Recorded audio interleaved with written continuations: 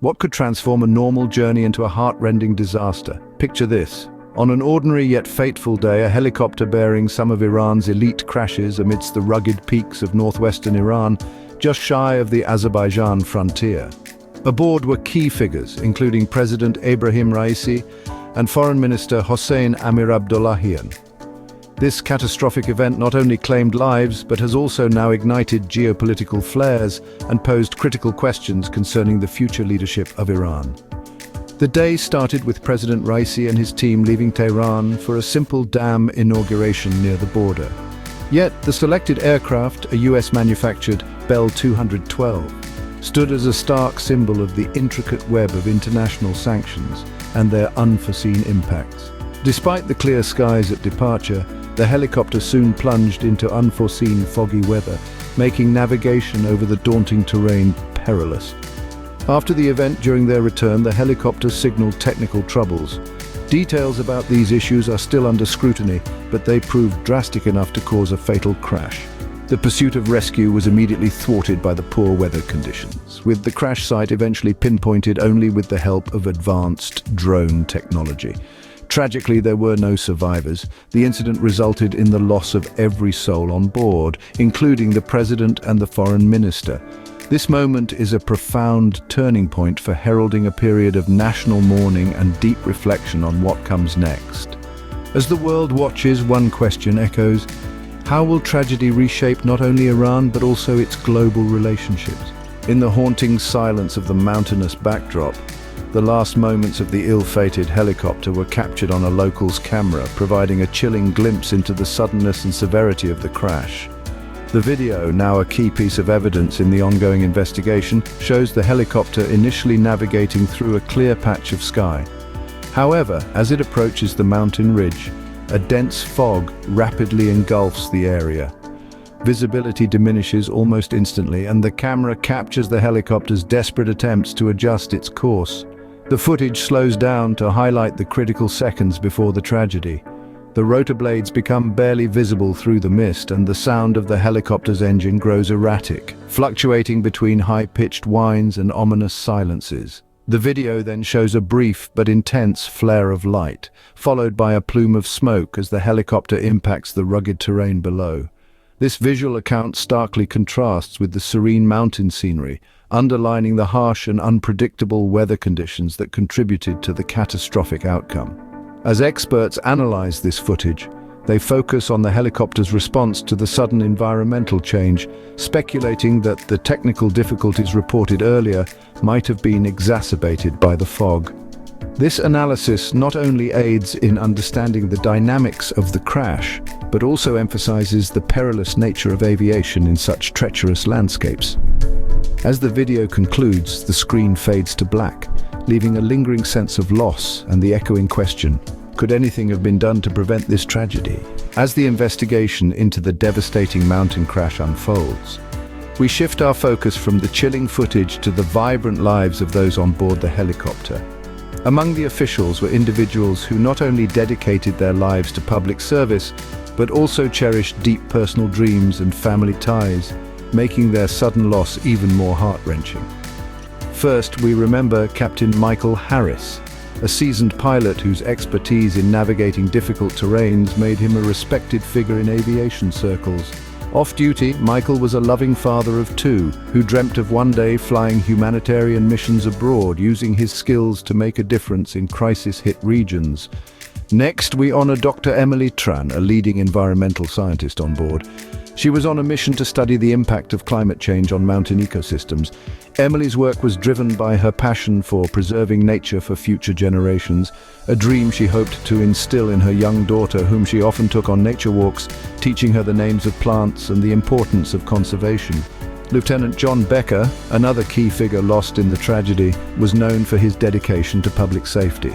With a career spanning over 2 decades, John was close to retirement and had plans to write a book about his experiences, hoping to mentor young professionals entering the field. Lastly, we remember Sarah Gonzalez, a government liaison who worked tirelessly to bridge the gap between state and local governments.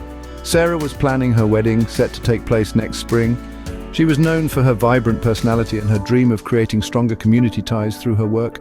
As we recount these stories of dreams, dedication, and family, the loss becomes more than just a news item. It transforms into a profound communal heartache. Their aspirations, their commitments, and their love for others were what truly defined them, not the tragic end that befell them. As we continue to seek answers about the crash, we also hold on to the legacy of their dreams, hoping to find some solace in celebrating the lives they led. As we delve deeper into the tragic mountain crash, experts weigh in on the potential causes that might have led to this devastating event. Mechanical failure and human error stand at the forefront of theories, keeping everyone on edge as investigations proceed. We turn to aviation safety analyst Dr. Richard Miles, who explains the complexities of helicopter mechanics. Helicopters are intricate machines that require meticulous maintenance. Even a minor oversight in engine or rotor maintenance can lead to catastrophic outcomes, Dr. Miles notes, highlighting the critical nature of regular checks. The possibility of mechanical failure looms large, raising questions about the last service checks and the helicopter's maintenance records. On the other side of the spectrum, human error cannot be overlooked. We consult with former military pilot Captain Lisa Raymond, who discusses the human factors that can lead to accidents. Piloting through mountainous terrain demands high concentration and precise decision-making. Any momentary lapse can be fatal, she states. Captain Raymond also points to the weather conditions on the day of the crash, suggesting that sudden weather changes in the mountains can severely test a pilot's skills and decision-making. Adding to the complexity, forensic analyst James Keller provides insights into the ongoing investigation. We're examining all communication logs and last known telemetry data to reconstruct the final moments before the crash. Each piece of data helps us piece together the puzzle, explains Keller. The tension escalates as the team works tirelessly, knowing that the answers they seek may also bring closure to the grieving families and friends of those lost. As the scene closes, the quest for truth continues, with the hope that understanding the cause of the crash will prevent future tragedies and honor the memories of those who perished.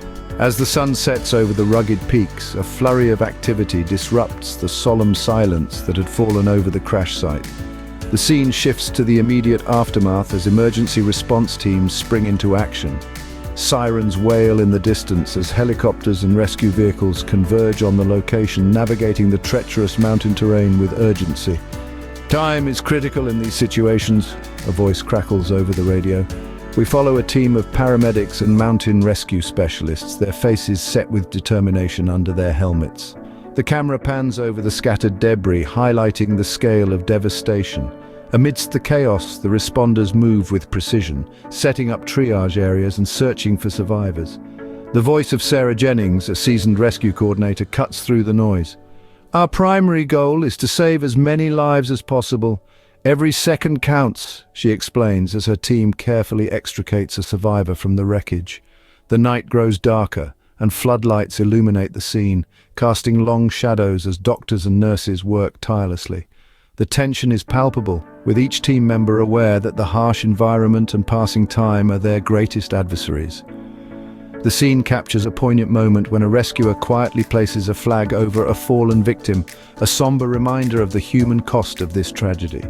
As the camera pulls back, showing the full extent of the emergency response, Sarah's voice offers a reflective thought. In the face of such tragedy, our humanity and resolve are truly tested. The scene fades to black, leaving viewers with a deep sense of the gravity and urgency that defines the aftermath of such catastrophic events. As news of the tragic accident reverberates around the globe, the international community rallies in a show of solidarity.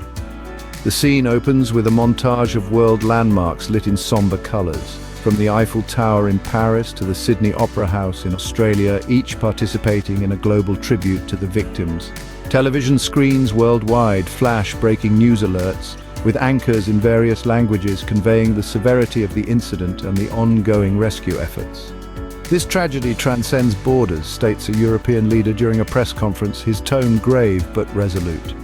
The camera cuts to a bustling newsroom where reporters work tirelessly to update the anxious public.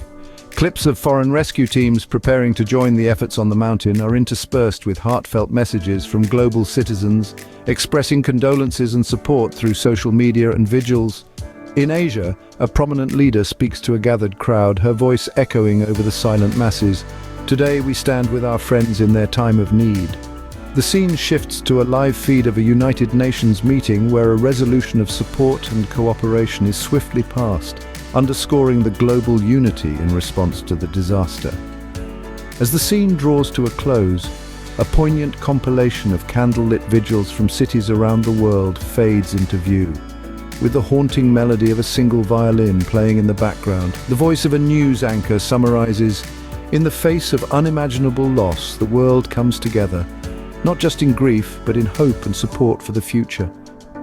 The scene ends with a slow fade to the flags of multiple nations projected onto a mountainside, a powerful symbol of global unity and shared humanity.